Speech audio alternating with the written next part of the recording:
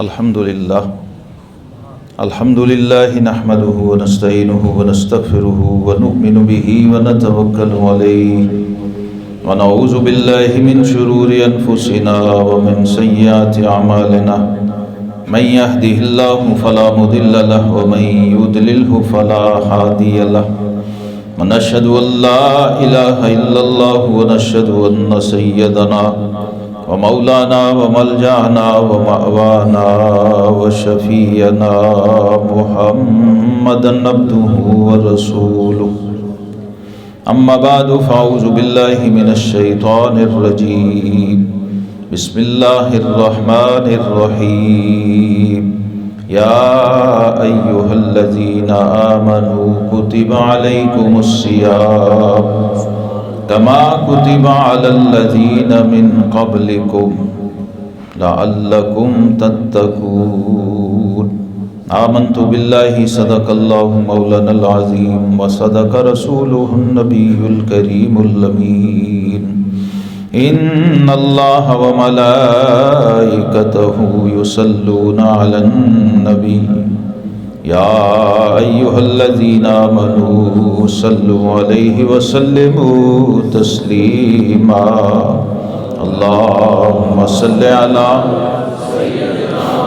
محمد وعلى آل سيدنا محمد وأصحاب سيدنا محمد وبارك وسلم عليه اللهم صل على سیدنا محمد وعلى آل سیدنا محمد واصحاب سیدنا محمد وبارک وسلم علیہ الصلاۃ والسلام علیک یا سیدی یا رسول اللہ وعلى آلك واصحابك يا حبیب اللہ مولاي صل وسلم دائما ابدا على حبیبک خیر الخلق کلہم گرامی قدر حاضرین الحمدللہ تعالی رب کائنات نے ایک بار پھر اس حیات فانی میں ہمیں ماہ رمضان المبارک عطا فرمایا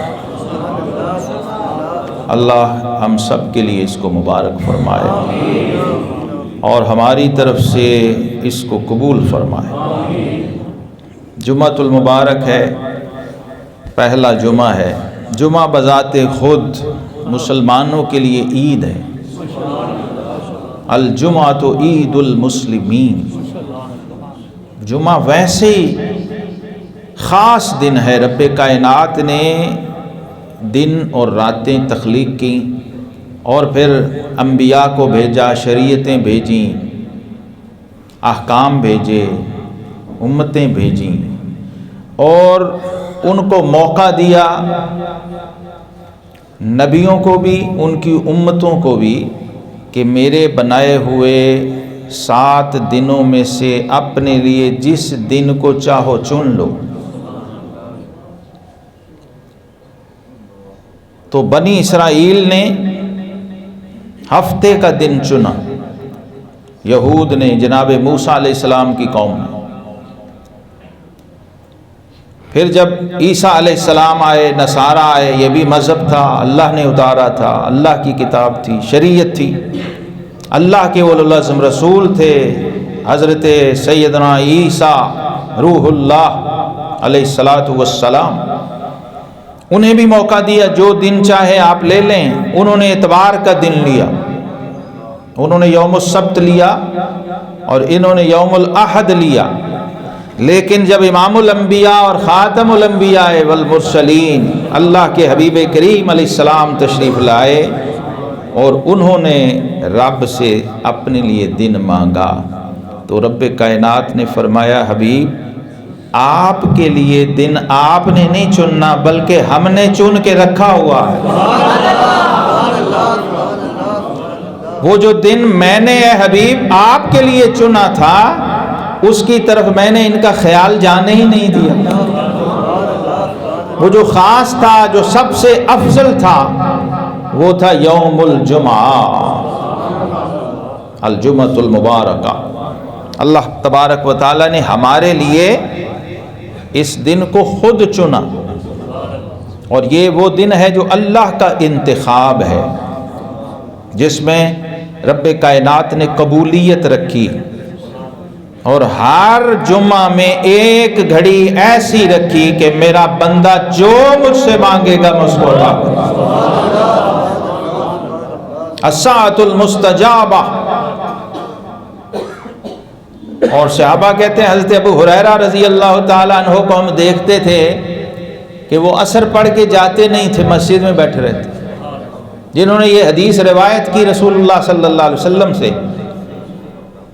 تو جب پوچھا، ان سے پتہ کیا، تو انہوں نے کہا کہ میں نے پوری جو تحقیق کی ہے اس ارشاد گرامی کے بعد کہ جمعے کا دن بھی آخر بہت بڑا ہے، بندہ کب کس گھڑی میں مانگے، 1 منٹ ہے، 1 لمحہ ہے، 1 ساعت ہے، اور اس بات کو بھی دھیان سے سمجھیں۔ اللہ کا نظام اور قانون کیا ہے؟ اللہ چاہتا تو ہمیں بتا دیتا یہ لیلۃ القدر ہے، مشکل بات تو نہیں، اللہ کے حبیب علیہ السلام بتا دیتے۔ اس بات کو دھیان سے سمجھیں کہ یہ ہے، کر لو۔ ہم نے تو پھر وہی کرنا تھا نا جو ہم کرتے ہیں۔ اگر بتا بھی دیتے کہ یہ ہے تو جو ہم کرتے ہیں ہم نے وہی کرنا تھا۔ جو ہماری غفلتیں، جو جہالتیں، جو بے خبریاں، جو لاپرواہیاں ہیں وہی رہنی تھی، کچھ بھی نہیں ہونا تھا۔ ہم یہی ہیں، یہی رہنا تھا، یہی کچھ کرنا تھا۔ یہ ہمارے رب کے علم میں بھی تھا، ہمارے آقا علیہ السلام کے علم میں بھی تھا۔ تو اب نہ بتانے میں حکمت رکھ دی۔ وہ کیا حکمت تھی؟ کہ اللہ اس بات پہ خوش ہوتا ہے کہ میرا بندہ میری رحمت کا انتظار کر رہا ہو، اور میرا بندہ میری رحمت کو ڈھونڈ رہا ہو، تلاش کر رہا ہو، یعنی حالت طلب میں ہو تو رب بندے سے خوش ہو جاتا۔ اور اگر ایسے ہی لاپرواہی اور بے نیازی اور تکبر اور عجب اور انانیت کی تصویر بن کے عین احکم الحاکمین کے گھر میں بیٹھا ہو کہ کوئی پرواہ نہیں، دے دے گا تو بھی ٹھیک، نہ دے گا تو بھی ٹھیک، یہ ایک محتاج اور منگتے کی کیفیت نہیں ہے کہ جو ہم بنا کے آتے ہیں نا اپنی مرضی سے، ایسے ہی آئے پورے لشم پشم۔ اللہ کی بارگاہ میں بھی ابھی مسجد میں انٹر ہونا بھی 99% لوگوں کو نہیں آتا۔ عبادت تو بہت آگے کی چیز ہے۔ حضور داتا گنج بخش علی حجویری رحمہ اللہ لکھتے ہیں کہ جب علی المرتضیٰ شیر خدا مسجد کے گیٹ پہ آتے تھے ان کا رنگ اڑ جاتا تھا اور جسم کانپتا، اور یہ بال رونگٹے کھڑے ہو کے کپڑوں سے باہر نکل آتے خوف سے۔ یہ وہی شخص کر سکتا ہے جس کا گھر والے سے تعلق ہے، اس پہ اس کی خشیت، خوف، ہیبت اور جلالت طاری ہوگی نا۔ جو جانتا ہے، جو جانتا ہی نہیں ہے اس کو کیا پرواہ ہے، وہ دایاں رکھ دے یا بایاں رکھ دے، اسے کوئی فکر نہیں، اسے کوئی ٹینشن نہیں۔ اور جو تعلق والا ہے، عارف کھڑی کہتے ہیں جنہ پریا سر تے تریا، وہ پیر ترن ڈر ڈر کے۔ جس کا برتن بھرا ہو وہ بڑی احتیاط سے چلتا ہے، جس کا خالی ہو الٹا پلٹا بھاگا پھرتا ہے، اسے کوئی ٹینشن نہیں کہ کیا ہونا ہے۔ تو یہ دعا، یہ قبولیت کی گھڑی بھی جمعے میں رکھی، اور پھر چھوڑا کہ دیکھتے ہیں کون اس کے پیچھے اس گھڑی کے جاتا ہے، کون ڈھونڈتا ہے، کون تلاش کرتا ہے، اور کون بھاگ جاتا ہے۔ یہ ٹھیک ہے، کوئی بات نہیں۔ یہ صحابہ کا طریق تھا، وہ عصر سے مغرب وہیں بیٹھے رہتے اور فرماتے کہ مجھے گمان یہ ہے کہ وہ گھڑی سورج غروب ہونے سے پہلے ہوتی ہے، یا وہ جمعہ کے خطبے کے درمیان جو وقفہ آتا ہے، کتنا چھوٹا وقفہ ہے۔ یہ بندے کا امتحان ہے کہ ہم نے گھڑی تو رکھی ہے، دیکھتے ہیں تو ڈھونڈتا ہے کہ نہیں ڈھونڈتا۔ لیلۃ القدر رکھی اور آقا علیہ السلام نے حکم دیا اسے تلاش کرو، ڈھونڈو۔ اللہ یہ چاہتا ہے، اللہ کو یہ پسند ہے کہ کس کو یہ یاد بھی ہے، کس کو یہ فکر ہے کہ رمضان آیا ہے، اس میں برکتیں آئی ہیں، رحمتیں آئی ہیں، بخششیں آئی ہیں، اور وہ اس لیے آئی کہ ہم انہیں ڈھونڈیں، ہم اس کا طلب پیدا کریں اور طالب بنیں اس کے۔ اللہ رب العالمین کو یہ پسند ہے کہ بندہ طلب میں ہو، اور جب بندہ اس کی طرف طلب میں بڑھتا ہے تو پھر رب کریم نے فرمایا کہ اگر وہ چل کے آئے نا تو ہم دوڑ کے آ رہے ہوتے ہیں اس کو۔ اگر وہ ایک بالشت میری طرف بڑھے، فرمائے، تو میں ایک ہاتھ بڑھتا ہوں اس کی طرف۔ یہ اللہ کو پسند ہے کہ بندہ طلب میں ہو، اور سچی طلب میں بھی۔ اور سچی طلب خود بتاتی ہے کہ میں سچی ہوں کہ جھوٹی ہوں۔ یہ سارا تعلق باللہ سے پیدا ہوتا ہے۔ اس لیے ہمارے بزرگوں نے فرمایا تھا کہ کن ربانیا ولا تکن شعبانیا، فرمایا رب والے بننا، شعبان اور رمضان والے نہ بننا۔ کسی نے پوچھا نا شعبان افضل ہے یا رمضان افضل ہے، تو فرمایا ربانی بنو، شعبانی یا رمضانی نہ بنو۔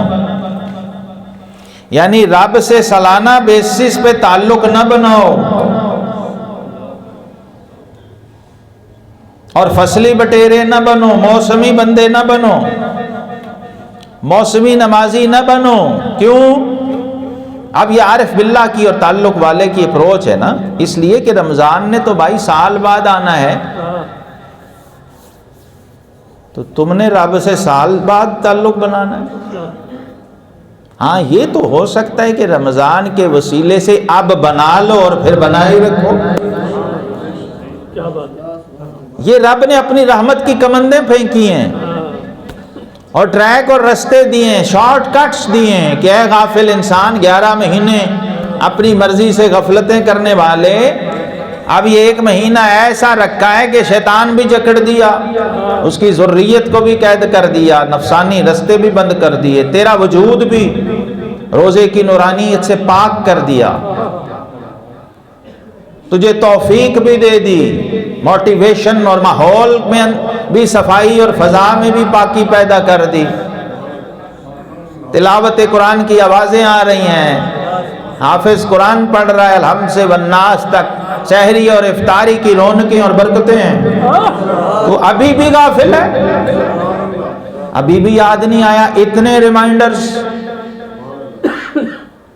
اور اتنی تمہیں تنبیہات کہتی گئیں، ابھی بھی تم سوچ میں پڑے ہوئے ہو۔ یا باغی الخیر اکثر، یہ آواز آتی ہے خیر سے، بلائی سے، نیکی سے بھاگنے والے اور بغاوت کرنے والے، ٹھہر جا، رک جا، رمضان کا چاند نظر آ گیا، اور اے طالب خیر بھاگ رب کی رحمت کی طرف۔ یہ حضرات گرامی وہ بابرکت مہینہ اور آج وہ بابرکت دن ہے جس میں قبولیت خود بندے کو تلاش کر رہی ہے۔ اس لیے اصل کام ہے غفلت سے نکلنا، غفلت سے بچنا۔ ہوتا کیا ہے؟ ہوتا یہ ہے، حضرت خواجہ خواجگان خواجہ باقی باللہ رضی اللہ تعالیٰ عنہ آپ فرماتے ہیں یک چشم زدن غافل ازاں ماہ نباشی، اے بندے اپنے رب سے ایک لمحہ بھی غافل نہ ہونا، شاید کہ نگاہ کندآگاہ نباشی، ایسا نہ ہو کہ اس کے کرم کرنے کا ویلا ہو، وہ گھڑی اس کی توجہ کی اور تیرا دھیان اس وقت کہیں اور ہو۔ طلب اس کو کہتے ہیں کہ آپ ہر وقت اور ہر لمحہ بازار میں ہوں یا مسجد میں ہوں، کیفیت بندے کی کیا ہو؟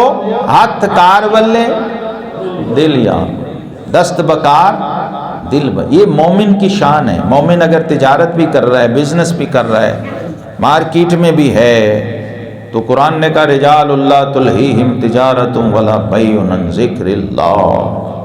مرد قرآن میں اس کو کہا گیا ہے، لفظ مرد آیا ہے۔ مردان خدا بارگاہ الہی میں مرد خدا وہ ہے کہ بازار میں لاکھوں روپے کا بزنس ڈیلی بھی کر رہا ہو تو ایک لحظہ بھی اپنے رب کی یاد سے غافل نہ ہو۔ ایسا بندہ یہ ذخیرہ اندوزی نہیں کر سکتا، ایسا بندہ گراں فروشی نہیں کر سکتا، ایسا بندہ ملاوٹ نہیں کر سکتا، ایسا بندہ ناپ تول میں کمی نہیں کر سکتا، کیونکہ اسے رب یاد ہے۔ یہ گناہ بندہ اسی وقت کرتا ہے جب غافل ہوتا ہے رب سے، اللہ کی یاد سے۔ اس لیے ایک عبادت ہمارے دین میں ایسی ہے جس میں ایک لمحے کی بھی چھٹی نہیں، نماز بھی آئے پڑھی چلے گئے۔ ایک عمل، ایک عبادت ہمارے دین میں ایسی ہے جس میں 24 گھنٹے 1 سیکنڈ بھی سوتے ہوئے بھی غفلت کی اجازت نہیں ہے، وہ ہے یاد الہی، ذکر اللہ۔ اور یہ جو روزہ ہے یہ اگر ذکر اللہ کے ساتھ جمع ہو جائے تو سیدھی ولایت ہے۔ بندہ یاد الہی میں ہو اور روزے کے عالم میں ہو، کیفیت سیام میں ہو، انوار سیام کے اندر گھرا ہوا ہو، تو بس وہ لمحہ اس کی ولایت کا لمحہ ہے، اللہ اس کو ولایت عطا کرتا ہے، اپنی دوستی اور اپنے تعلق کی سند عطا فرما دیتا ہے۔ اس لیے قرآن کی یہ جو آیت ہے اس کو اس تناظر میں دیکھیے، اے ایمان والو۔ پہلے تو اس بات کو سمجھیں، پہلے پتہ کیا ہوتا تھا؟ اللہ تبارک و تعالیٰ پچھلی قوموں سے پتہ کیسے خطاب کرتے؟ موسیٰ علیہ السلام کی قوم، عیسیٰ، یا ایھا المساکین، اے مسکینوں، اے محتاجوں، اے بنی اسرائیل، اے اسرائیل کی اولاد، اے فلاں قوم والو، اے قوم موسیٰ، اے قوم عیسیٰ، اے قوم شعیب، اے آل نوح، اے آل فرعون۔ یہ اللہ کا شان بے نیازی کا انداز ہے اور یہی اس کو زیب دیتا ہے۔ لیکن امام الانبیاء والمرسلین صلی اللہ علیہ وسلم اپنے حبیب کی امت کو پہلا شرف اور اعزاز اور عزت یہ دی کہ جب ان سے خطاب کیا پہلے ان کو ایمان کی سند عطا کی، پھر اگلی بات کی، فرمایا یا ایھا الذین آمنوا۔ کیا مطلب؟ اے میرے اپنوں۔ یہ تو آپ نے سب سے سنا ہے نہیں مان والو، میں اس کا ترجمہ یہ سمجھا ہوں، رب کہہ رہا ہو میرے اپنوں تم کدھر بھاگے جا رہے ہو؟ تم تو محبوب کے امتی ہو، محبوب کی نسبت والے ہو، تم اپنے ہو، کیوں غیر بن بن کے بیٹھتے ہو؟ غیروں والی حرکتیں کیوں کرتے ہو؟ کتب علیکم الصیام، یہ بڑے محبت کے مٹھاس والے جملے ہیں، اگر ان کو آپ لغت سے پڑھیں گے نا تو سمجھ نہیں آئے گی۔ یہ قرآن ڈکشنری سے پڑھنے والی کتاب نہیں ہے، ہر کتاب ڈکشنری سے پڑھو، قرآن کے لیے دل کی ڈکشنری کھولو۔ حضرت پیر مہر علی شاہ گولڑوی رحمۃ اللہ علیہ یہ بیٹھے ہوئے تھے ادھر کشمیری بازار، جو اس وقت کا اردو بازار تھا، اندرون لاہور میں، دلی گیٹ کے اندر، کتابوں کی دکان، دینی کتابیں وہاں ملتی تھیں اس زمانے میں، پارٹیشن سے پہلے، تو کتابیں گولڑا شریف سے عالم دین خریدنے لاہور آتے تھے، تو وہاں بیٹھے ہدایہ شریف کھولی ہوئی تھی، فقہ کی کتاب، اندر کتب خانے میں بیٹھے بیٹھے، اور پھر عالم اپنے علم کے سمندر میں غوطہ زن ہوتا ہے، گم ہو، جیسے دنیا دار اپنے معاملات میں گم ہوتا ہے، ایسے جو علماء محققین ہیں وہ اپنے کاموں میں وہ کھوئے ہوئے تھے کتاب میں۔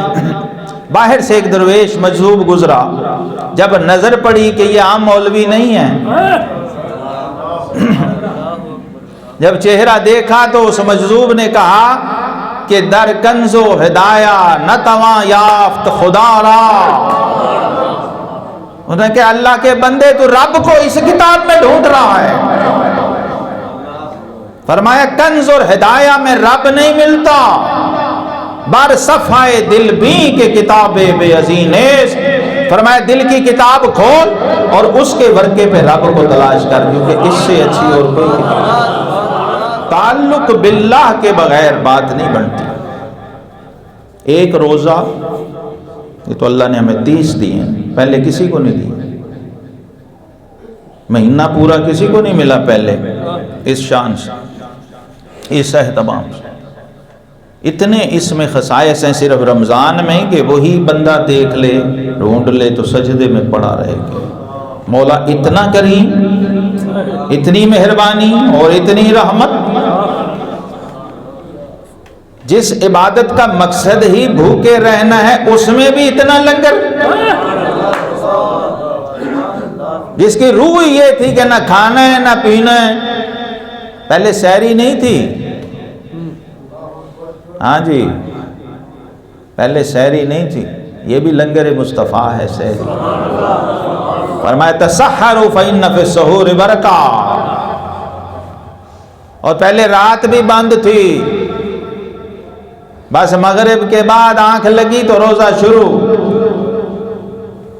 مغرب کے بعد جب سو گئے تو روزہ شروع، سحری کوئی نہیں، پھر اگلے دن مغرب کو کھولیں گے۔ پھر رب کائنات نے فاروق اعظم رضی اللہ تعالیٰ عنہ کی ادا کے صدقے یہ راتیں کھول دی، اور فرمایا وَأُحِلَّ لَكُمْ لَيْلَةَ الصِّيَامِ الرَّفَثُ إِلَىٰ نِسَائِكُمْ۔ یہ دیکھا کرو، ڈھونڈا کرو کس کس کی ادا کا صدقہ رب نے کیا کیا کرم کیا ہو۔ یہ جو رمضان کی راتوں کی موجیں ہیں یہ فاروق اعظم کا لنگر ہے۔ تو اللہ نے کیا کیا نوازا، سحری رکھ دی اس کی پہلی امتوں کو تو پتہ ہی نہیں تھا سحری ہوتی کیا ہے، اور یہاں بھی شروع میں نہیں تھی۔ جب روزے فرض ہوئے پھر رب کریم نے اور کرم کیا محبوب کی امت پر، راتیں بھی کھول دیں اور ساتھ ناشتہ بھی رکھ دیا، اور اس میں اتنی برکت رکھی کہ ایک گھونٹ پانی کا پی لے پورا روزہ آرام سے چلے گا، ایک کھجور کھا لو کوئی ٹینشن نہیں، لمبے چوڑے پروٹھے کھانے کی ضرورت نہیں، یہ تجربہ کرنے کی باتیں ہیں، کبھی کر کے دیکھیں۔ ہاں نہیں، سحری خود طاقت ہے، جو آپ کھاتے ہیں وہ طاقت نہیں ہے، سحری کے وقت کی انرجی کسی آکسفورڈ کے سائنسدان سے پوچھو جا کے، تمہیں کیا پتا مسلمانوں، تمہیں کیا کیا ملا ہوا ہے۔ سحری کے وقت کے اندر آپ پانی کا ایک گھونٹ پی لیں وہ کافی ہے، ایک لقمہ کھا لیں، ایک کھجور، نیت و عقیدہ اور ارادہ یہ رکھیں کہ آقا نے فرمایا سحری میں برکت ہے، جتنی مرضی کر لے، تھوڑی کر لے زیادہ کر لے، اللہ نے اس میں برکت رکھ دی۔ آج جو میں نے بات کرنی تھی پچھلی بار رہ گئی تھی، وہ یہی تھی کہ روزہ جو ہے نا یہ رات آپ جب نیت کرتے ہیں اس وقت شروع ہو جاتا ہے، اور جو بندہ رات کو نیت نہیں کرتا حدیث میں اس کا روزہ نہیں۔ آپ نے رات، کیونکہ میں نے آپ کو بتایا کہ یہ رات پہلے روزہ تھا، بس شروع ہو گیا روزہ، سمجھ آئی بات؟ یہ بعد میں اللہ نے آسانی اور سہولت اور محبوب کریم علیہ السلام کی امت پہ رحم فرمایا کہ ان کے لیے مشکل ہو جائے گی، لیکن نیت آپ نے اسی وقت کر لینی ہے رات کو ہی، کہ یہ جو آج صبح ہوگی اس کا میں روزہ رکھوں گا، آپ کا روزہ شروع ہو گیا۔ اب روزے کی اصل اور روح کیا فرمائی؟ کما کتب علی الذین من قبلکم، تم پہ بھی فرض کیے ہیں، تم سے پچھلوں پہ بھی فرض کیے تھے، اور مقصد کیا تھا؟ لعلکم تتقون، تاکہ تم تقوی والے بن جاؤ، پرہیزگار بن جاؤ۔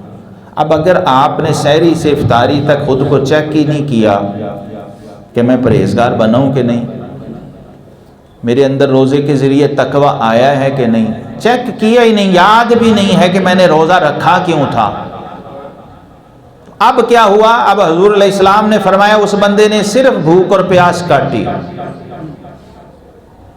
جس کے روزے میں تقوی نہیں ہے، فرمایا اس نے مشقت کی ہے، بھوک اور پیاس کاٹی ہے، روزہ نہیں رکھا۔ روزہ رکھ کے جھوٹ سے نہیں بچا، غیبت سے نہیں بچا، گناہ اور برائی اور غفلت سے نہیں بچا، تو اس نے صرف مشقت کی ہے، صرف بھوک پیاس کاٹی ہے، روزہ نہیں رکھا۔ روزہ جب اپنے پورے کمال کے ساتھ، پورے انوار و تجلیات کے ساتھ ملے تو سیدنا ابو ہریرہ رضی اللہ عنہ کہتے ہیں قال رسول اللہ صلی اللہ علیہ وسلم قال اللہ عز وجل، خود آقا کریم علیہ السلام نے یہ حدیث اپنے رب سے روایت فرمائی، اور وہ حدیث حدیث قدسی بن گئی۔ جب صحابی کہے حضور علیہ السلام نے فرمایا تو وہ حدیث نبوی بنتی ہے، اور جب اللہ کے حبیب علیہ السلام کہیں میرے رب نے فرمایا تو وہ حدیث قدسی بنتی ہے۔ یہ حدیث قدسی ہے، خود جس کے لیے آپ نے روزہ رکھا وہ رب فرماتا ہے کل عمل ابن آدم لہ الا الصوم فانہ لی۔ فرمایا لوگو، انسان کا رب کائنات نے فرمایا اے انسان، بندے کا ہر عمل اس کے لیے ہے، وہ اپنے لیے کر رہا ہے سوائے روزہ۔